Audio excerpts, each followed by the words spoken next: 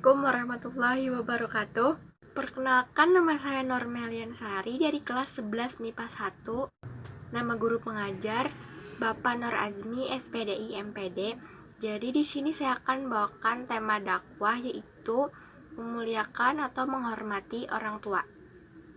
Jadi orang tua itu adalah ibu dan bapak. Pasti kalian mempunyai orang tua, baik orang tua yang sudah meninggal ataupun orang tua yang masih hidup di dunia ini. Jadi orang tua itu adalah orang yang telah mengajarkan kita yang tadinya nggak bisa jadi bisa. Jadi orang tua itu adalah orang yang telah mendidik kita, orang yang telah memberikan kasih sayang kepada kita, dan orang yang telah merawat kita dari kecil sampai detik ini, sampai saya yang berada di depan kamera ini pun itu berkat orang tua yang telah merawat saya. Tapi itu tentunya diberi kekuatan juga oleh Allah Subhanahu wa Ta'ala ya.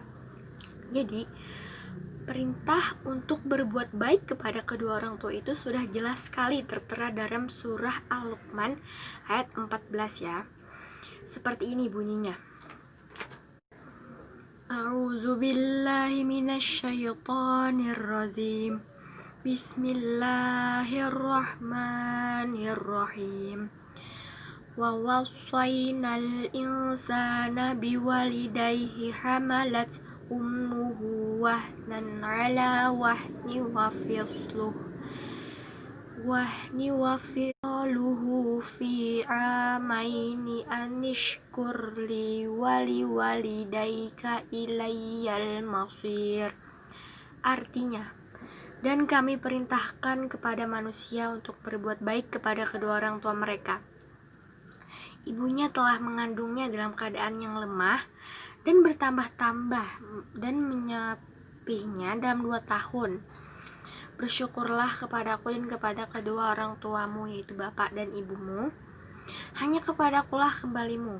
Sudah jelas sekali bahwa ajakan atau perintah kepada kita sebagai anak untuk berbuat baik kepada orang tua, baik orang tua yang telah tiada ataupun orang tua yang masih ada di dunia ini. Kalau misalkan orang tua kalian udah nggak ada nih, kalian sebaiknya mengirimkan doa seperti mengirimkan Al-Fatihah 4 ataupun kalian mengunjungi kubur beliau. Kalau orang tua kalian yang masih hidup nih, kalian harus berbuat baik kepada orang tua, seperti patuh terhadap perintahnya. Seperti kalau misalkan ini jangan sampai seperti ini ya. Kalau misalkan kalian disuruh sama orang tua kalian, misalkan kalian disuruh sama ibu kalian nih, misalnya beliin dong garam di warung, tapi kalian kayak menolaknya, kayak misalkan nanti aja bu, nah kayak gitu, misalkan kayak gitu kan. Nah kalau kayak gitu nggak boleh. Kalian harus menurut kepada apa yang diperintahkan orang tua. Ada sahabat Rasulullah SAW yang bertanya kepada Rasulullah. Sahabat beliau ini yang bernama Abdullah bin Mas'ud. Beliau ini bertanya, amalan apa yang paling disukai oleh Allah Subhanahu wa Ta'ala? Lalu Rasulullah menjawab, yang pertama adalah salat yang tepat waktu. Lalu si Abdullah bin Mas'ud ini bertanya lagi, amalan apakah lagi? Dan Rasulullah SAW pun menjawab, yaitu birrul walidain. Lalu sahabat Rasulullah tersebut bertanya lagi, amalan apa lagi yang disukai oleh Allah?